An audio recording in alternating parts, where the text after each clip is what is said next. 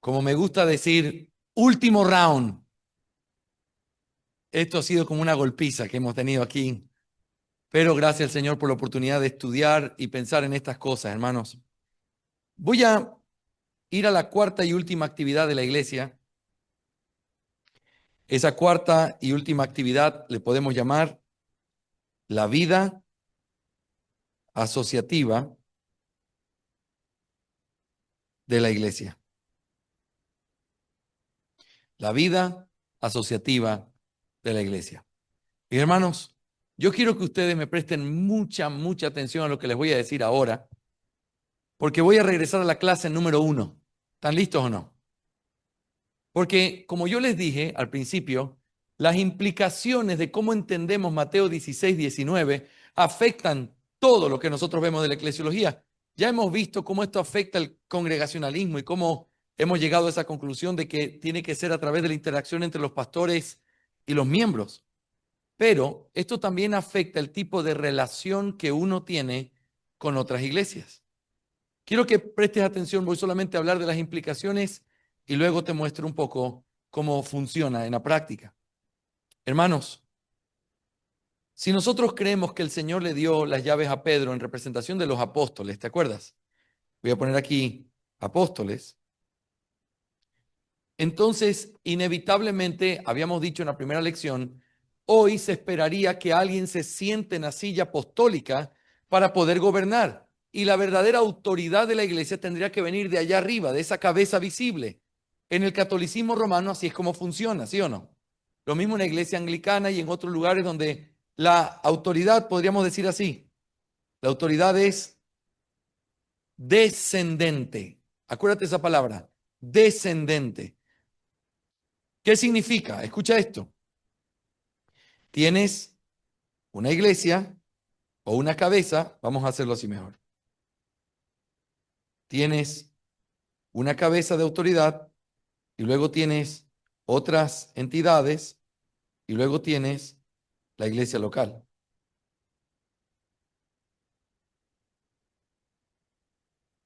¿Ok? Aquí tendrías más o menos así. Entonces, ¿cómo funcionaría?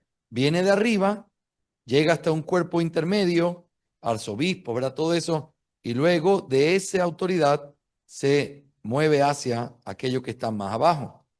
Entonces, piénsenlo conmigo. Si nosotros creyéramos en esto, ¿la vida asociativa sería algo voluntario o es obligatorio? ¿Qué creen ustedes? Obligatorio, porque eres parte de una estructura. Cotton le llama esto una iglesia catedral, que viene desde arriba y todo viene hacia abajo. Eso es la forma de entender la vida entre iglesias si tú afirmas que realmente son los apóstoles los que reciben eso y que hoy para que esas llaves se efectúen, alguien tiene que estar en el lugar de los apóstoles. Ahora, pensemos en los pastores. También habíamos dicho que si tú crees que Pedro lo hizo en nombre de los pastores, la autoridad ahora es al revés. Fíjate, la autoridad está aquí, pero es una autoridad ascendente. ¿Por qué? Vuelvo a hacer el mismo gráfico. Hacemos el gráfico, aquí está la autoridad y aquí tienes las iglesias.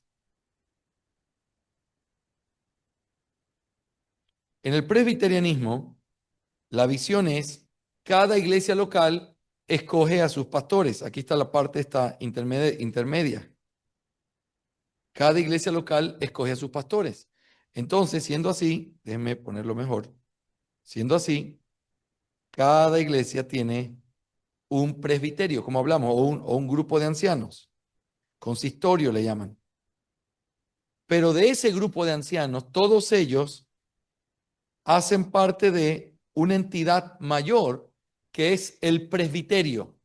Y el presbiterio, que es esta autoridad, tiene autoridad sobre todas las iglesias que están bajo ese presbiterio. Entonces tú tienes una autoridad que es ascendente. Empieza desde la iglesia, llega hasta el grupo de ancianos y del grupo de ancianos se forma otra entidad fuera de la iglesia que tiene autoridad sobre la iglesia. ¿Me están siguiendo hasta aquí, mis hermanos, o no? Pero ¿qué pasa si uno cree en la postura congregacionalista? ¿Qué es lo que creemos? que las iglesias se relacionan así. Ya lo mencionamos. ¿Qué significa poner una al lado de la otra? Que son hermanas, que hay una autoridad, que no hay nadie encima de esas iglesias. Pero el gráfico cambia. Nota que aquí el gráfico fue así. Aquí el gráfico fue igual. La única diferencia es la dirección. La una venía de arriba hacia abajo, la otra es de abajo hacia arriba, ¿sí o no? Pero aquí en el congregacionalismo cambia este gráfico. Porque aquí esto, la autoridad, no está arriba, sino que esa unión pertenece a esto aquí abajo. ¿Y qué significa eso? Sobre esto, que es la asamblea, el sínodo, ¿quién está? Cada iglesia local. Las iglesias locales se relacionan por medio de la asamblea, pero la asamblea no se establece en autoridad sobre la iglesia, sino que la asamblea está debajo de la autoridad de cada iglesia. ¿Me están siguiendo hasta aquí, mis hermanos amados? ¿Qué significa esto? Que este cuerpo no tiene autoridad sobre las iglesias, sino que las iglesias tienen autoridad sobre este cuerpo. Eso es lo que como bautistas llamamos una vida asociativa. La asociación no se convierte en un paraguas para todos como si fuera esto. Eso es presbiterianismo. Para los bautistas, nuestra visión tiene que ver con cada iglesia local, independiente, autónoma, voluntariamente se relaciona con otra y forman una entidad que no está sobre las iglesias, sino al servicio de las iglesias, en donde lo que se determina allí no cambia lo que la iglesia dice o hace, porque no tienen autoridad sobre la iglesia local. ¿Me están siguiendo, hermanos amados? Ahora, hablemos del proceso. ¿Están listos para hacer el dibujo otra vez conmigo? No, ya están aburridos, les dije. Era el mismo dibujo 4 veces. Vamos a hacerlo otra vez. Hacemos la división. Quiero que alguien me dicte qué tengo que hacer ahora. ¿Qué va arriba? Autoridad de los pastores.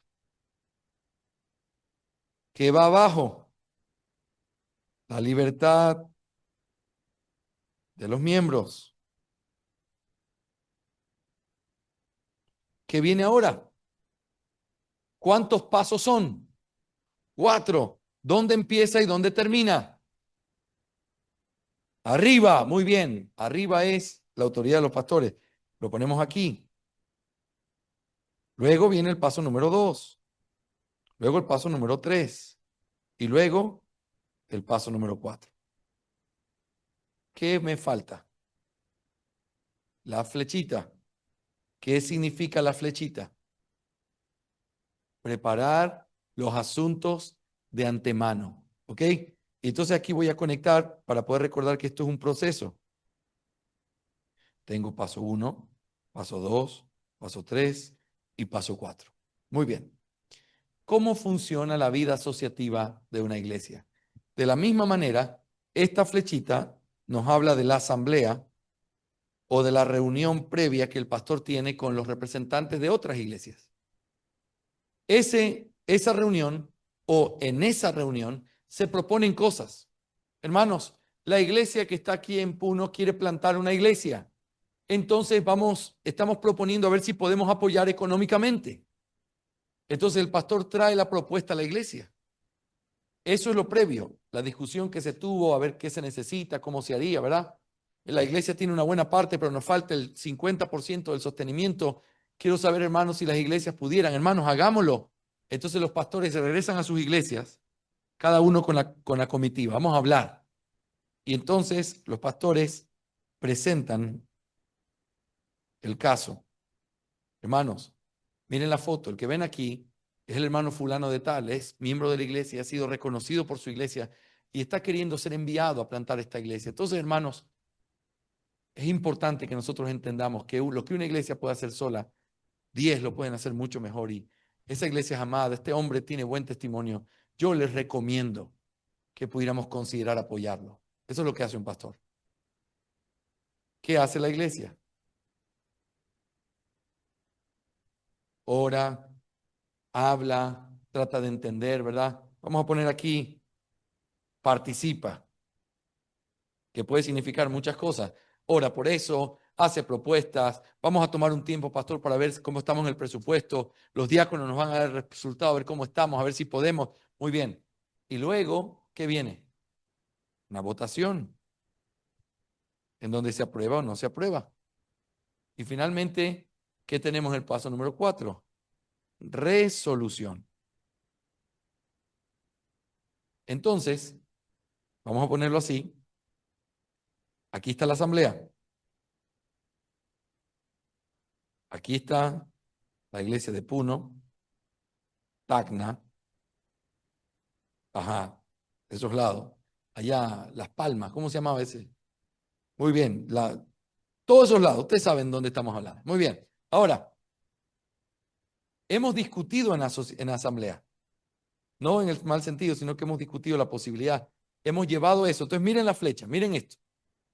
Va de la asamblea hacia la iglesia. Esa es la propuesta, ¿sí o no?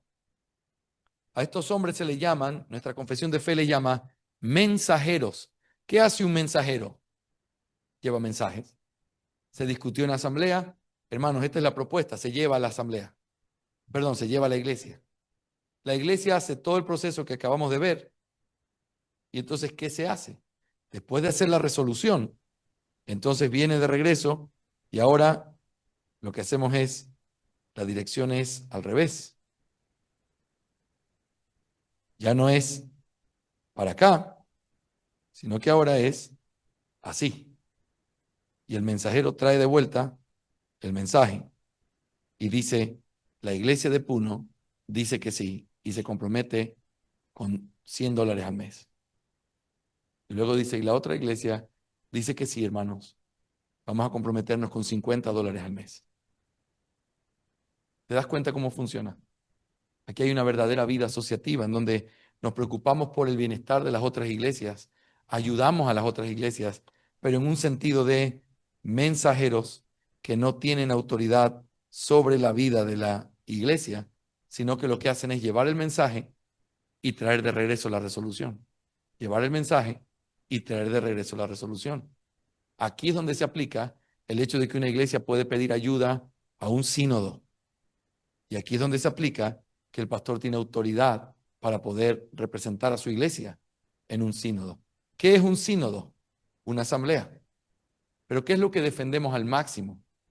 El hecho de que cada iglesia local es una iglesia independiente, es una ciudad fortificada en sí misma, pero tiene el deber legítimo de trabajar con otras iglesias hermanas, y esa es su libertad y ese es el privilegio. Hermanos, esta es la cuarta actividad de la vida de la iglesia, en donde, según nosotros vemos las convicciones, dependiendo de cómo entendemos lo de las llaves del reino, nosotros llegamos a una conclusión, en donde las iglesias son hermanas, no hay iglesias madres. Las iglesias no son más que otras, ni por años, ni por tamaño, ni por influencia. Las iglesias son iguales. Y en esa asamblea, nosotros tenemos el principio, históricamente hablando, de llevar 2 mensajeros por cada iglesia. No importa si tienes 2.000 personas, son 2 los mensajeros. Y la que tiene 10 personas, son 2 los mensajeros. Y la voz de la una y la voz de la otra tienen la misma autoridad, porque no se establece autoridad sobre el resto de iglesias, sino sobre esta asamblea que está al servicio de las iglesias locales. ¿Sí? Sí, en teoría, aquí cerramos. Ahorita se abre un tiempo para preguntas y respuestas. Solo quiero cerrar esto diciéndoles lo siguiente, hermanos. Alguien podría fácilmente decirme, pastor, pero esto es teórico. Hemos hablado de eclesiología práctica, pero esto tiene tantas posiciones que si uno cree esto, si uno cree lo otro. Yo quiero decirles algo. Yo espero en primer lugar en esta sesión y en esta clase que hemos tenido, el hecho de que nadie se quede con la idea de que no importa qué postura tú tengas. No importa qué es lo que tú quieras creer. Importa porque la iglesia tiene un dueño. Y la iglesia tiene que ser gobernada y llevada a cabo de la forma que es el dueño lo ha establecido. Y este dueño ha puesto pastores para que tengan autoridad y miembros para que tengan libertad. Y cuando las dos cosas se unen, el poder de las llaves se desata en lo que Cristo ha dicho que hará en la tierra. Y entonces todas estas actividades que hemos visto se llevan a cabo en un orden en donde las dos partes son consideradas y donde nosotros podemos glorificar al Señor, porque esto no fue invención nuestra. Gloria al Señor, que esto es suyo. Y como es suyo, tenemos el privilegio de poder tomarlo de su palabra y aplicarlo en nuestras vidas. Antes de poder cerrar esta clase, quiero decirte, sea que estés del lado de los pastores o del lado de los miembros, una cosa te quiero decir. Dios ha puesto responsabilidad en tus manos. Y después de hoy y de lo que hemos escuchado en estos 3 días, ya no eres inocente de decir, yo no sabía. El Señor te ha hecho responsable como un sacerdote en este pueblo del nuevo pacto. Pastor o no pastor, todos somos parte de este edificio. Cada uno hace funciones diferentes, pero todos tienen funciones que el Señor mismo les ha otorgado. Quiero animarte a que puedas ser fiel, a volver a pensar en estos principios y aplicarlos en tu vida. Hermanos, si no fuera por el Señor, no podríamos hacer absolutamente nada. Por eso el llamado es a los pastores a clamar al dueño de la mies y decir, Señor, ayúdame a hacer bien mi trabajo. Y a los miembros a decir, Señor, ayúdame a hacer bien mi trabajo. Cada uno en su lugar, en la viña del Señor, haciendo lo que el Señor nos llama a hacer. Amén. Aquí terminamos nuestras 2 lecciones de Eclesiología Práctica.